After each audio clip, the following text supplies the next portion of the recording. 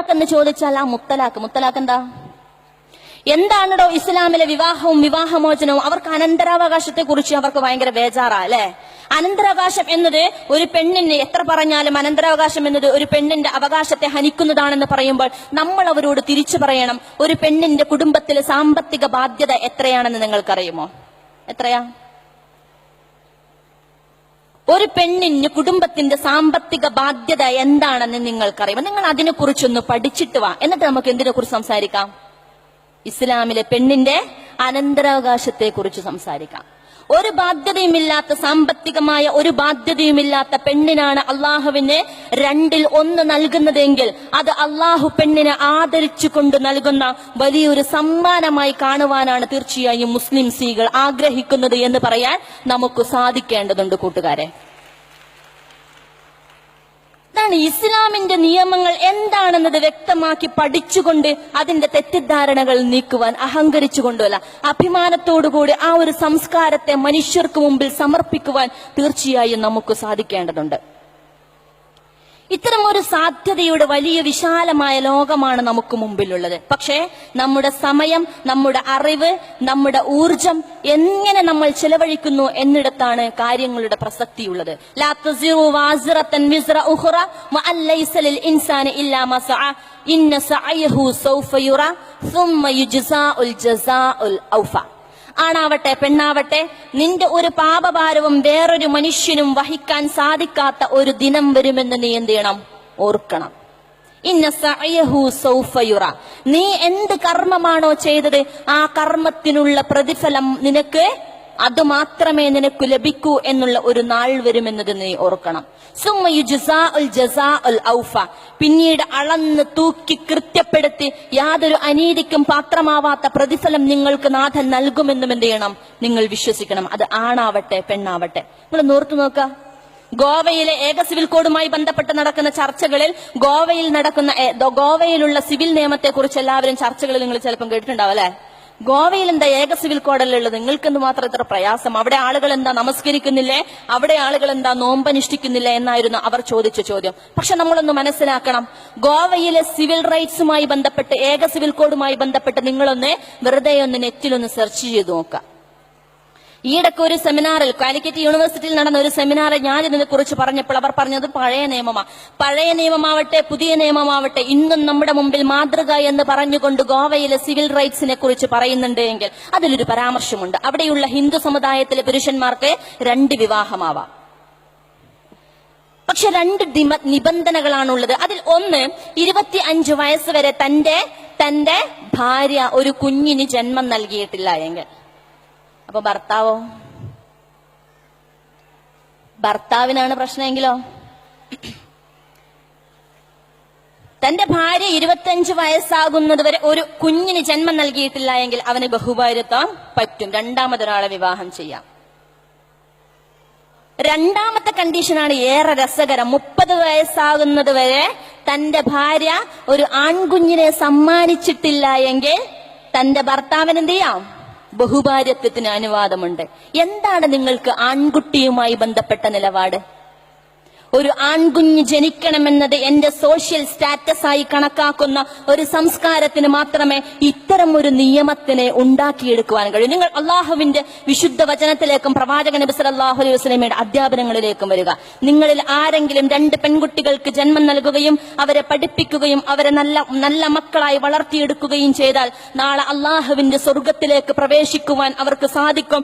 അവർക്ക് അള്ളാഹുവിന്റെ സ്വർഗം വാഗ്ദാനം ചെയ്യപ്പെട്ടിരിക്കുന്നു എന്ന ഇസ്ലാമിന്റെ സംസ്കൃതിയാണ്, നേരത്തെ സൂചിപ്പിച്ചതുപോലെ മനുഷ്യൻ നിർമ്മിക്കാത്ത ഒരു ഭരണഘടനയുടെ സംസ്കൃതിയാണ് തീർച്ചയായും ആദരിക്കപ്പെടുന്ന ഒരു സംസ്കൃതിയുടെ അവകാശികളാണ് നമ്മൾ. അൽഹംദുലില്ലാഹ്. ഇങ്ങനെ നമ്മൾ പഠിക്കേണ്ടതുണ്ട്. തീർച്ചയായും ഇത്തരത്തിലുള്ള ചോദ്യങ്ങളെ നമ്മൾ അഭിമുഖീകരിക്കേണ്ടതുണ്ട്. നേരത്തെ സൂചിപ്പിച്ചതുപോലെ പെണ്ണ് അവളുടെ ശരീരത്തിലേക്ക് മാത്രം ഫോക്കസ് ചെയ്യുന്ന ഒന്നിനെയല്ല ഇസ്ലാം പരാമർശിക്കുന്നത് അല്ലെ. ചിരിക്കുമ്പോൾ നിങ്ങൾ എങ്ങനെ ചിരിക്കണം? ഇങ്ങനെ സ്കെയിലൊക്കെ വെച്ച് അളന്ന് കൃത്യപ്പെടുത്തി മുറിച്ചുകൊണ്ട് നീ ചിരിക്കണം. നീ നടക്കുമ്പോൾ നീ ശ്രദ്ധിക്കണം, അതിങ്ങനെ 1 by 1 സ്റ്റെപ്പ് വെച്ചുകൊണ്ട് നീ നടക്കണം. നീ ഒന്ന് ഹായ് ആക്കുമ്പോൾ പോലും നിന്റെ വിരലനക്കങ്ങളുടെ കാര്യത്തിൽ നീ എന്ത് ചെയ്യണം? അതീവ ജാഗ്രത പാലിക്കണം. നീ നടക്കുമ്പോൾ, നീ ചിരിക്കുമ്പോൾ, നീ കയ്യനക്കുമ്പോൾ നിന്റെ സംസാരത്തിൽ എല്ലാ വശ്യതയിലും അല്ലെ, അപ്പുറത്തൊരു ബ്ലേഡ് വെച്ച് ഇപ്പുറത്തൊരു പെണ്ണിങ്ങനെ നിന്നാൽ, അപ്പുറത്തൊരു സോഫ വെച്ച് കിലോമീറ്ററുകൾ ഇപ്പുറം ഒരു പെണ്ണ് നിന്നാൽ, സോഫയുടെ പരസ്യമായി എന്താണ് സോഫയും പെണ്ണും തമ്മിലുള്ള ബന്ധമെന്ന് ചോദിച്ചാൽ ഉത്തരമില്ലാത്ത പരസ്യ ലോകത്തിന്റെ ലോകത്താണ് നമ്മൾ ജീവിച്ചിരിക്കുന്നത്.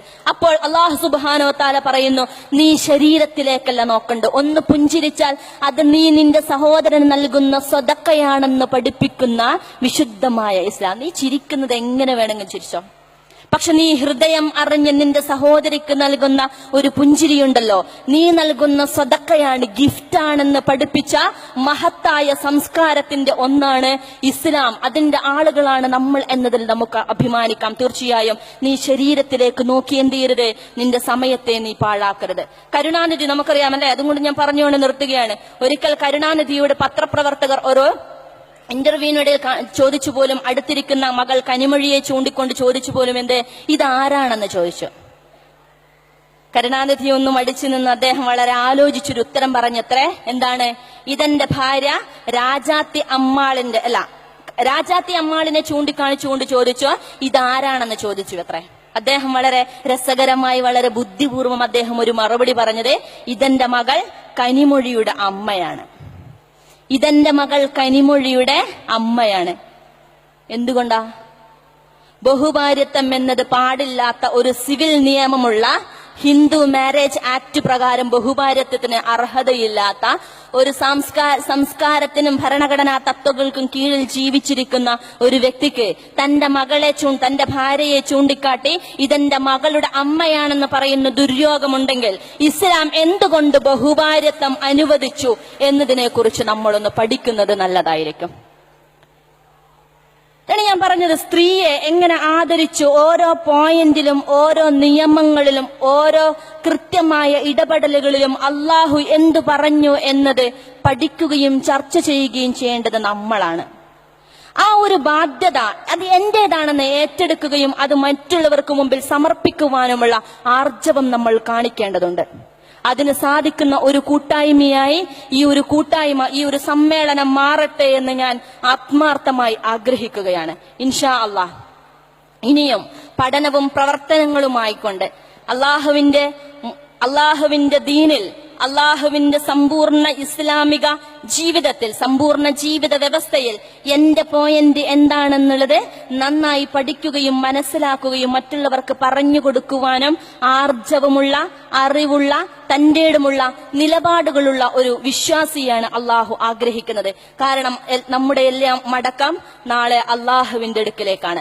വഅനീബു ഇലാ റബ്ബിക്കും വഅസ്ലിമൂ ലഹു മിൻ ഖബ്ല അൻ യഅതിയ അഹദുകുമുൽ അസാബ് സുമ്മ ലാ തുൻസറൂൻ. ഇത് അള്ളാഹുവിന്റെ മുന്നറിയിപ്പാണ്. വഅനീബു ഇലാ റബ്ബിക്കും വഅസ്ലിമൂ ലഹു, നിങ്ങളുടെ രക്ഷിതാവിങ്കിലേക്ക് നീ മടങ്ങുക. വഅസ്ലിമൂ ലഹു, അവനിലേക്ക് പൂർണ്ണമായും കീഴൊതുങ്ങുകയും ചെയ്യുക. മിൻ ഖബ്ല അൻ യഅതിയകുമുൽ അസാബ്, ഇതിനു മുമ്പ് നിങ്ങൾക്ക് ഒരു ശിക്ഷ വന്നെത്തുന്നതിന് മുമ്പ് സുമ്മ ലാ തുൻസറൂൻ. അസമയത്തുണ്ടല്ലോ ഒരു കളി. ആ സമയത്ത് നാഥ എനിക്ക് ഒരു ദിവസം ഒരു രാവും പകലും നൽകിയിരുന്നുവെങ്കിൽ ഞാൻ അക്കും മിനസ് സാലിഹീൻ, ഞാൻ സൽക്കർമ്മകാരികൾ ഉൾപ്പെടുമായിരുന്നു നാഥ എന്ന് പറയുന്ന ഒരു സമയത്തിന് നാഥന്റെ മുമ്പിൽ അവസരമില്ല എന്ന് നിങ്ങൾ ഓർക്കുക. ഈ അവസരം, ഈ തുച്ഛമായ ജീവിതം അള്ളാഹുവിന്റെ മാർഗത്തിൽ ജീവിച്ചു തീർക്കുവാനുള്ള ഒരു പ്രയത്നത്തിന് ഈ ഒരു ഖത്തർ സമ്മേളനം സാക്ഷിയാവട്ടെ എന്നത്.